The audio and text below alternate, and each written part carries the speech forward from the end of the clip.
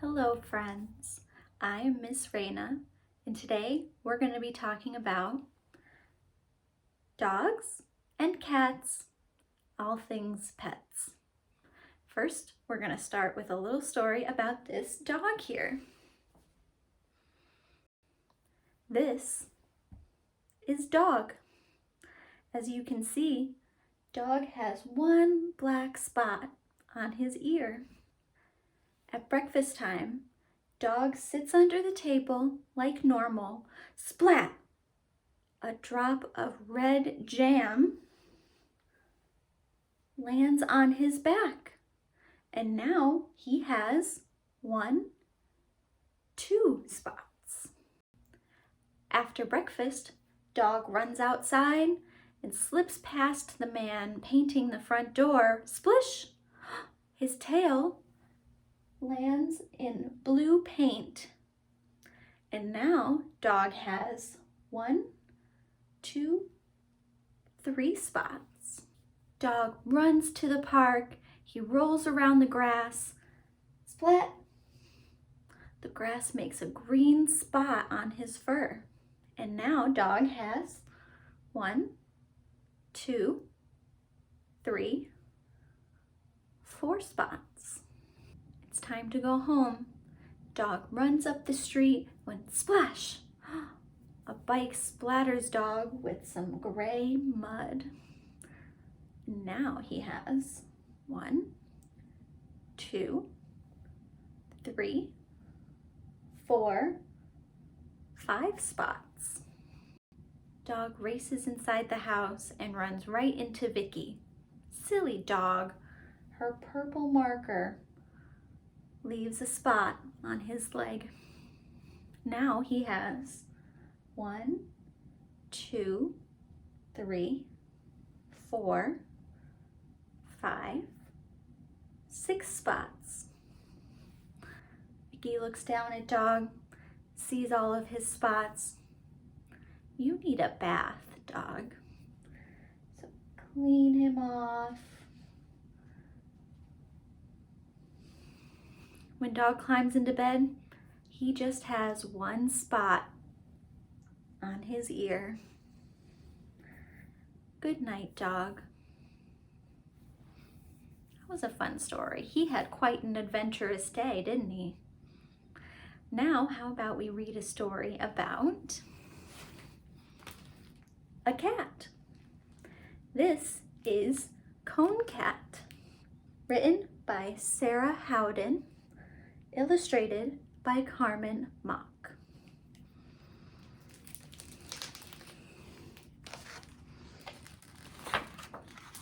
Cone Cat. One day, Jeremy woke up at the vet's, and there was the cone. That's Jeremy. And his cone. He doesn't look happy about it.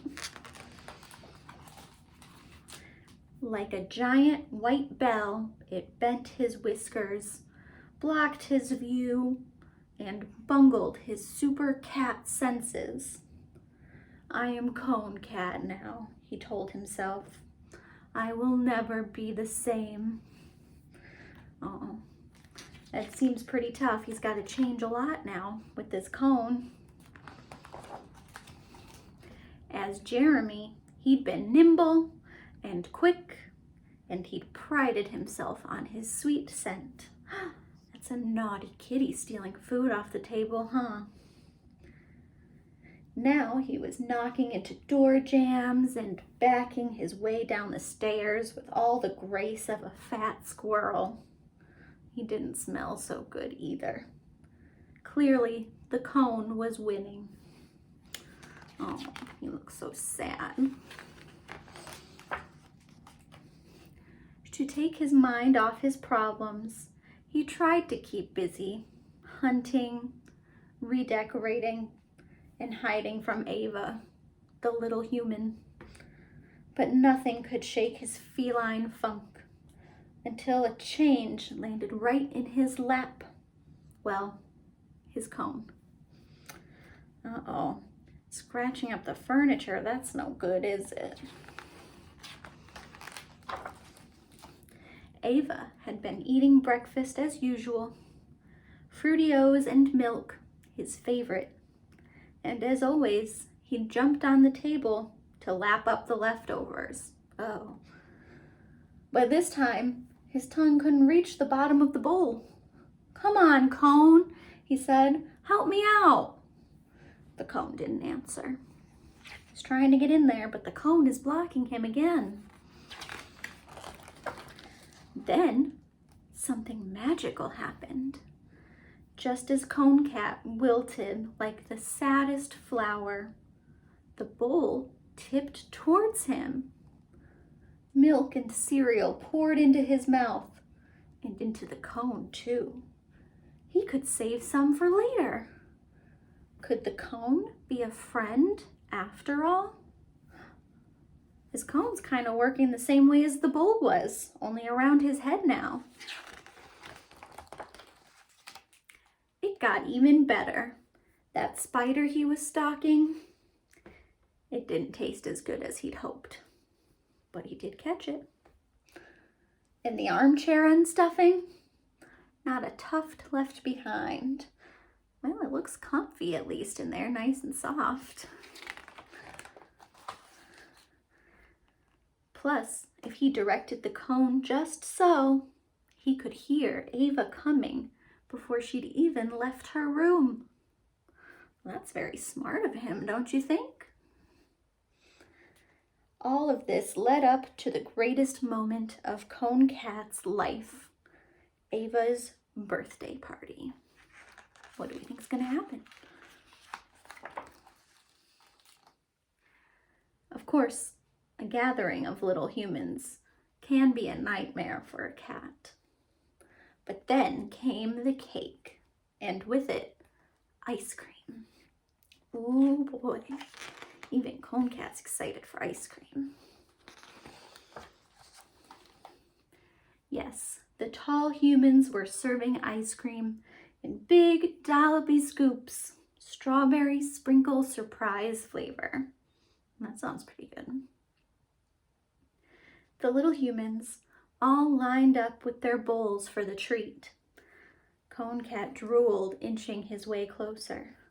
Look at him standing in line with everybody else. Was he seeing things, or did those bowls look familiar? What do their bowls look like to you? Looks like a cone. As the little humans spooned the stuff into their mouths like so much catnip, he pressed himself up to the front of the line and... look at that. Plop! Before they could realize their mistake, Cone Cat tiptoed off to a quiet place and gobbled down the ice cream, licking up every last drop. It was heaven. And it never would have happened without the cone. Well, he looks happy. Of course, ice cream is probably not that great for cats, but in a story, it's okay. The next day, Cone Cat felt one of the tall humans scratching his neck. I hope they're not making you tighter, he thought, Cone? But suddenly, it was off. His head was free again. Goodbye, he thought, as the human whisked the cone away.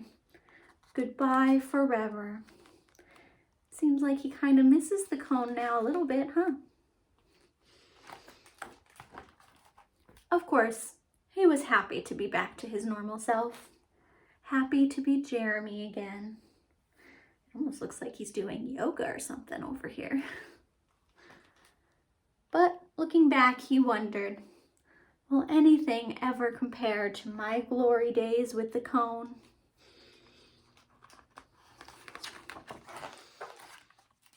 It didn't take him long to find out. Oh no, he fell over. And the cone came back. Oh no, his poor leg.